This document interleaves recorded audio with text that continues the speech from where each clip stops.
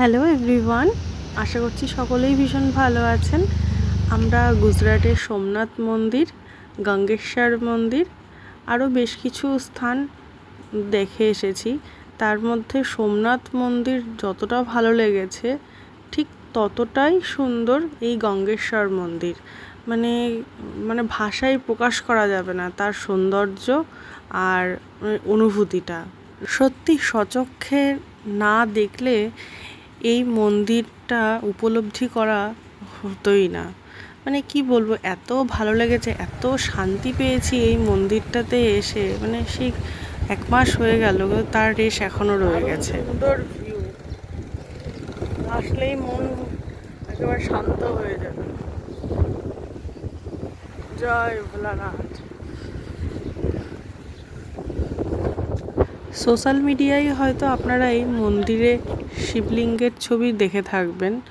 আসলে মন্দিরটা একদম সমুদ্রের মধ্যে, আর সমুদ্রের জল একদম সরাসরি শিবলিঙ্গের ওপরে এসে পড়ছে। আর সেটা দেখে এত ভালো লেগেছে। আর সমুদ্রের জলটা মানে আমরা যে সময় এসেছিলাম সে সময় জোয়ার চলছিল হয়তো, সেজন্য সমুদ্রের জলের ঢেউটা এত মাত্রায় ছিল যে আমরা যাওয়ার পরপরই ওই সমুদ্রের জল একদম মন্দিরের মধ্যে প্রবেশ করছে, আর সেখান থেকে জল নিয়ে আমরা ভগবানের ওপরে অর্পণ করছি। এই মন্দিরটাতে এসে সত্যি আমার মন তো একদম শান্ত হয়ে গেছিল, আর এত ভালো লেগেছে কি বলবো।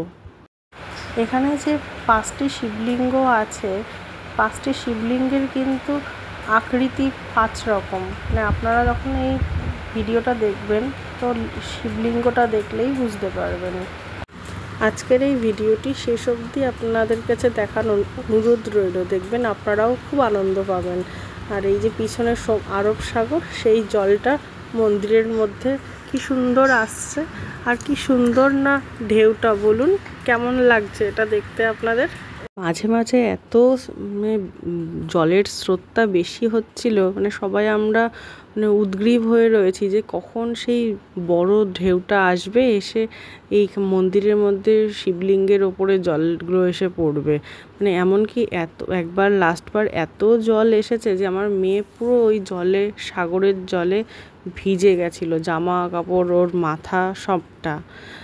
তো সত্যি আমরা ভীষণ আনন্দ পেয়েছি এই মন্দিরটাতে এসে, ঠাকুরকে পুজো দিয়ে। আর মামনি হাতে এই নারকেল প্রসাদ পেয়েছে এখান থেকে, এটাও সত্যি আমাদের খুব সৌভাগ্য হয়েছিল যে এত ভালো জায়গায় এসে ঠাকুরের প্রসাদ পেয়েছি। হ্যাঁ, আর এখন সোনামা মানে আমাদের আধভা ঠাকুরকে প্রণাম করছে। ওর বাবা ওকে হাঁটিয়ে হাঁটিয়ে নিয়ে এসেছে ঠাকুরকে প্রণাম করানোর জন্য, আর ছেলেকে আগে নিয়ে আসা হয়েছে। সে এখন ঠাকুর প্রণাম করে এখন দিদার কোলে উপরে গিয়ে বসে আছে। আর মেয়ে এখানে প্রথমে সব 3টে শিবলিঙ্গকে প্রণাম করার পরেই যেই সমুদ্রের জলটা মন্দিরের মধ্যে প্রবেশ করছিল সেটা দেখে ও ভীষণ ভয় পেয়ে গেছে। কারণ আমরাও যেমন প্রথমবার এই মন্দিরটা দর্শন করলাম, আধভা অধিরাজ ওরাও তো সেই জন্য প্রথমেই দর্শন করলো। আর এরকম এক্সপিরিয়েন্স তার ওদের আগে হয়নি যে হঠাৎ করে সমুদ্রের জল কীভাবে মন্দিরের মধ্যে প্রবেশ করে, তো সেটা দেখেই ভীষণ ভয় পেয়ে গেছিলো। এরপর এখানে মন্দিরের আরতি দেখলাম, মন্দিরের সন্ধ্যা আরতি হচ্ছে। তো সত্যি সবটাই খুব সুন্দর, ভালো লেগেছে আমাদের। আবার আরেকবার যাওয়ার ইচ্ছা থাকলো। আর আপনারাও অবশ্যই আসবেন, আপনাদেরও ভীষণ ভালো লাগবে। আপনারা আমাকে কমেন্ট করে জানাবেন এখানে কতগুলো শিবের লিঙ্গ রয়েছে এই গঙ্গেশ্বর টেম্পলটাতে। আর আজকের মতো ভিডিওটা এই পর্যন্তই। আশা করছি সবাই ভীষণ ভালো থাকবেন, সুস্থ থাকবেন। আর যারা এখনও লাইক, শেয়ার অ্যান্ড সাবস্ক্রাইব করেননি, জলদি সাবস্ক্রাইব আর প্রচুর পরিমাণে শেয়ার করতে থাকুন। আজকের মতো এই পর্যন্তই, টাটা। আবার খুব শীঘ্রই দেখা হবে।